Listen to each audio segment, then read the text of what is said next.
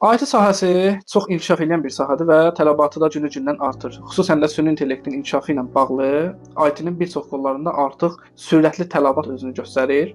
İstər ölkə daxili olsun, istər ölkə xaricində bu tələbatlar geniş şəkildə artmaqdadır. IT-yə mən deyərdim ki, başlamazdan əvvəl, yəni ki, kim ki məsələn məqsəd qoyur qabağına mən IT sahəsində gedib işləyəcəm, ondan əvvəl həmin sahədə olmuş mütəxəssislərlə əlaqə keçsin və həmin sahədə özünə uyğun bir yol tapsın. IT sahəsində bildiyimiz kimi əsas iki yönümlüdür. Bir proqram tərəfi, bir də sistem tərəfi. Proqram tərəfi budur ki, yəni kimin ki səbri var oturub kod yazmağa, onun üçün çox əla yoldur. Qara ekranda işləməkdən sıxılan kəslər üçün isə sistem tərəfi məsləhət görülür.